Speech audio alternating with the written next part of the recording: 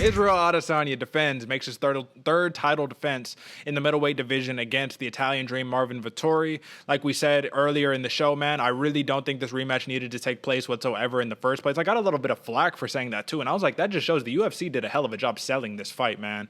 Marvin Vettori, his true belief that he won the first fight also helped sell this fight. And when Israel Adesanya tried to say, hey, man, it's martial arts. Put some respect, let's have respect. We might not like each other, whatever. Marvin Vettori was a little hesitant and was like, nah, man, I think I won that fight.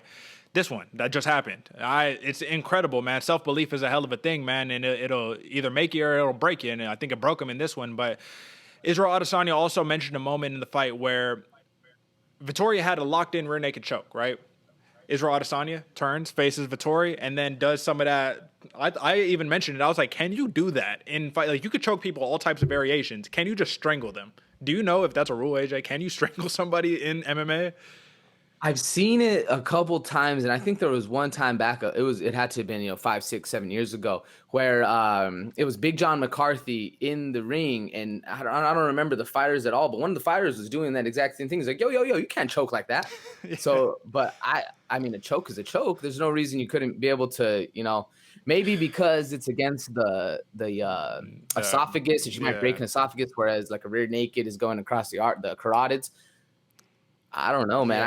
I saw that coming too. He's literally choking him like he stole something on the ground, man. It was impressive. Adesanya said in that moment he saw Vettori's his soul leave his body. You know what I mean? He saw in that moment he realized I can't do nothing against this dude. I can't punch him. I can't out grapple him. You know what I mean? Like, Adesanya stuffed 10 of 14 takedowns from Marvin Vettori, and that was the whole narrative. Oh, you saw what Blachowicz did to Adesanya. Vettori will just do the same thing. He'll just hold him on the ground, man. Didn't happen, man. It was very impressive, showing a well-rounded showcase for Israel Adesanya. He has been working on that takedown defense and getting up off of his back, which is something that Diego Lima, he didn't do in his welterweight fight in Bellator 260, but that's neither here nor there. Ultimately, man, this was a clinic, 50-45 across the board for Israel Adesanya.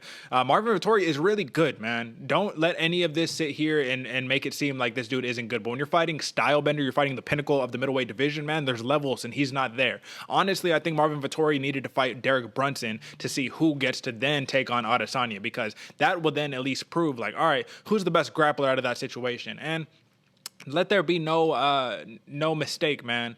Being top 3, top 5 in the world, you damn near the best in the goddamn world. You know what I'm saying? So maybe it's not his time yet, but if Israel Adesanya isn't the champ and Robert Whittaker isn't the champ, man, Marvin Vettori could have a real deal case, man. It might not just be his time quite yet on this one. Do you have any takeaways from this fight other than the clinic that Adesanya put on? I mean, it was an absolute clinic, and to me, I was kind of more shocked about how the coaching style of Marvin Vettori was going about it. They were almost like berating him and telling him, like, yo, like, obviously, they're telling him correctly. No, he's touching you up. You're losing these rounds 100%. You need to fire first. You need to go off. And when Marvin Vettori he was having a little bit more success. Not a lot of success, but definitely a lot more than just sitting on your back foot and letting Izzy pick you apart.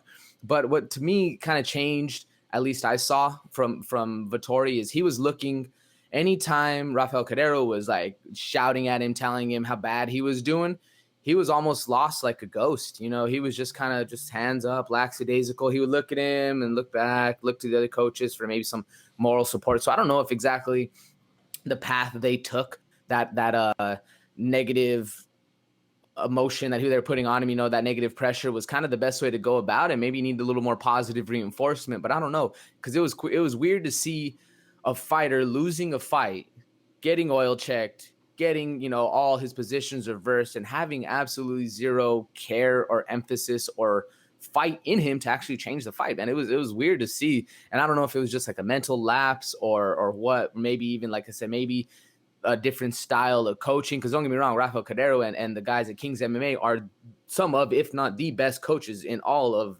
MMA. But it was just weird how it didn't click in Marvin Vettori's head, kind of how I was expecting it to click. I was really expecting it to light a fire under him go down and really try to bring something else new to the table, but we didn't really see it. We saw kind of a lackadaisical, kind of lost in the moment of a Marvin Vettori, where Israel Adesanya was just able to fight his fight, capitalize on it, and just absolutely dominate the entire fight.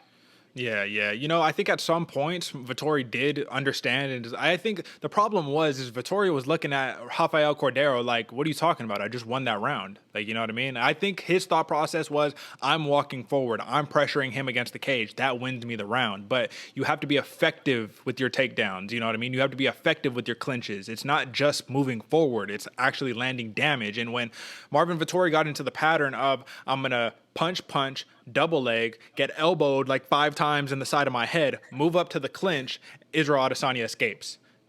You don't win that exchange, you know what I mean? But I can understand how when you're just doing that, you could think, dude, I'm pressuring you, I'm winning this fight. Because in a street fight, I mean, the rules are different, right? But this is an MMA contest, right? At the end of the day, man, I do think that Rafael Cordero had very pointed and very well executed corner advice. I think it was kind of similar to the Valerie Lareda situation, but nobody talks about it because it's Marvin Vettori and he's a man, right? It's like you're okay to berate your fighters when, anyways. I do think though that Rafael Cordero said exactly what needed to be said. He was like, "Bro, you are losing this fight. Like, you need to pressure. You need to be first. You need to be active."